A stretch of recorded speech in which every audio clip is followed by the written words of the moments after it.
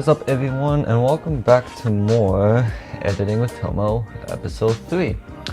So on the Instagram poll, you guys wanted to see an editing video of this photo, so we'll get right into it. Before I start doing the adjustments, this was shot with an 85mm at 1.8 at 1/1000th of a second with an ISO of 200. And the other one was shot with a 50mm, if anyone was wondering. Yeah, so with the temperature, I had 5100, tint at -2, the exposure at -0.20, the contrast at -5, the highlights at -9, the shadows at 9, the whites at 8, and the blacks at 8, and then finally the curvy as at 10. And then we'll open it in Photoshop. Okay, so and by the way, if you hear any squeaking in the background, that's actually my chair. So just don't mind that. Okay, so like any other previous videos, again, I'm going to start with patch tool and edit anything out that I want to get rid of. In this case, Jessica did a really nice job of with her makeup, so there's nothing too much to edit out.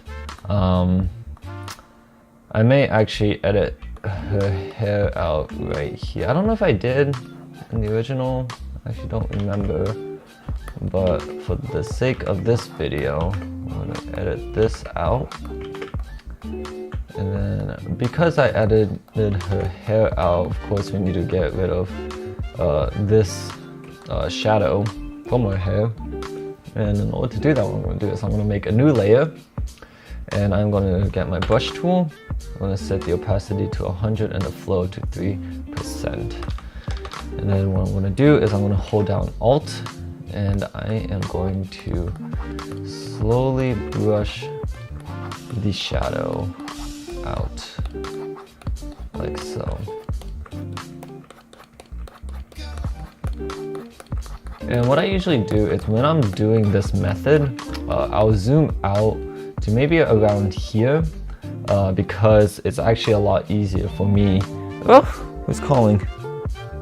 Oh no. Hold on, I'm getting a call. I will be right back. Okay, I am back. I'm sorry I had to answer that phone call.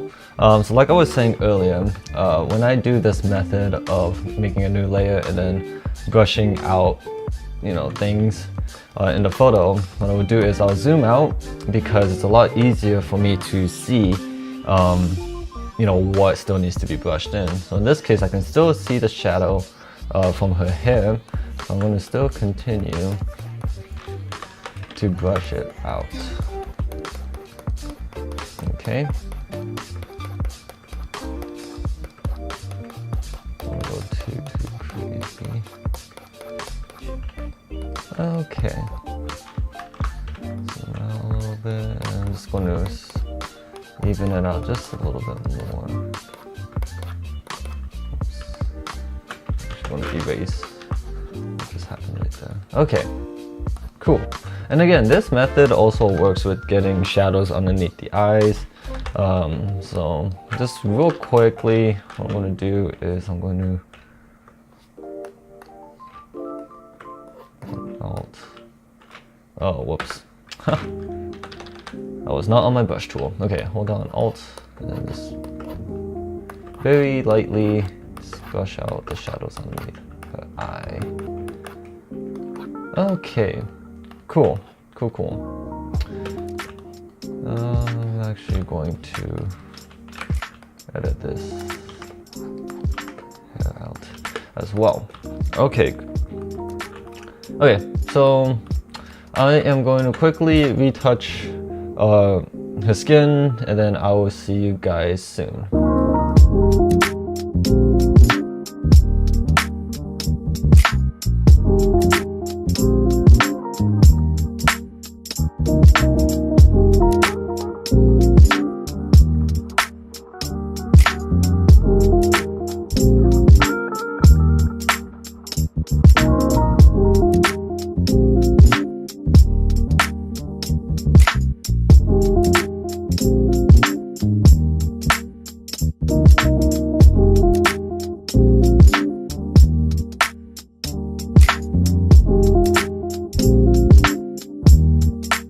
Okay, so I just finished retouching and enhancing her eyes. And again, just to kind of go over how my skin tone action works, I'm gonna play it right here. And again, there's gonna be the exposure, photo filter, and then the hue and saturation. Again, if you guys want me to make a video for this skin tone, let me know, or maybe I'll do a poll and kind of walk you through how it really works. So again, I'm going to set the opacity to 10 and the flow to 100, and then I am just going to brush this in on her face. Okay, zoom out. I'm also going to do her hands as well. Okay. Yeah, what I'm going to do, I'm going to go to the exposure. Okay, so you actually get to see the exposure settings right here. So I'm actually just going to change the offset a little bit.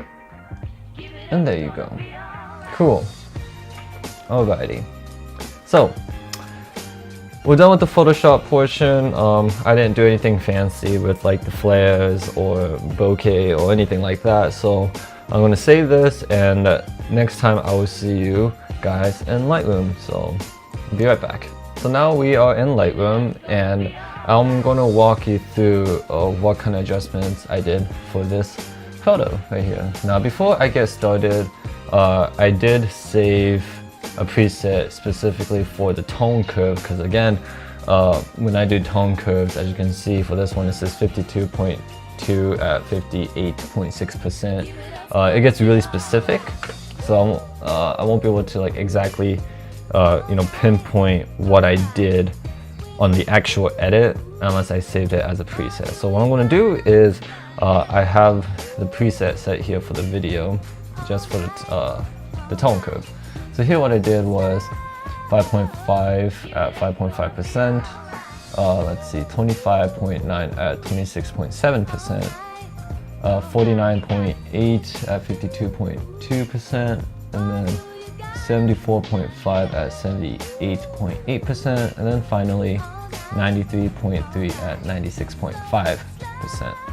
So again, like in the previous video with Shayna, I started off with 3 points, did a minor adjustments with them, and then I actually added 2 more additional points at the shadows and the highs to kind of give it a more a little bit more faded look, especially in the blacks. So yeah, and then if I go right here, highlights was -7 and darks at +5. Cool. Okay, so we'll go right back up, and then the exposure here was +0.12.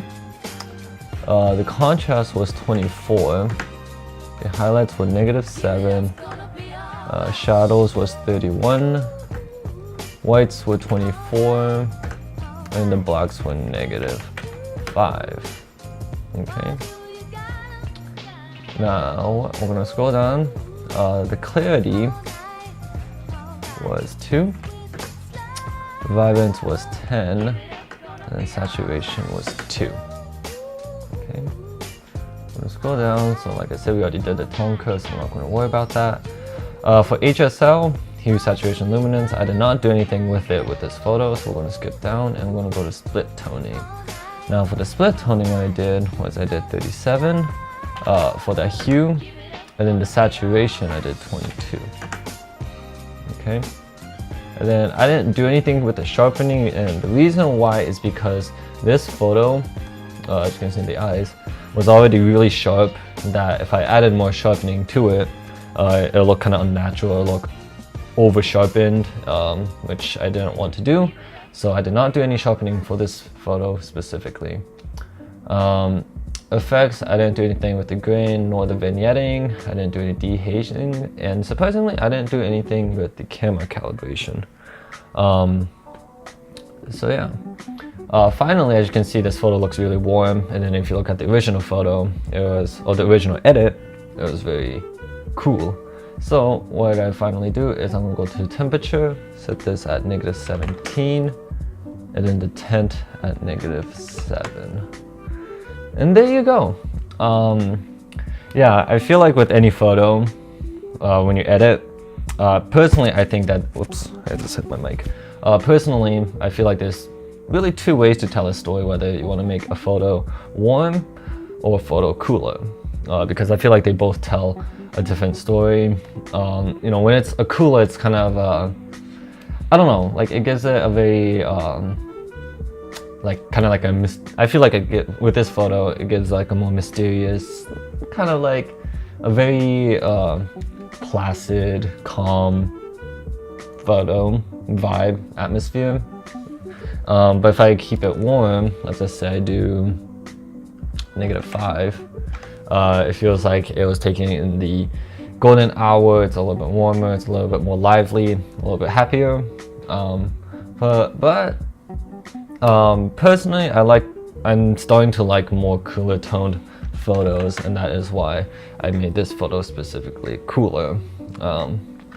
So yeah, so this is the before and after.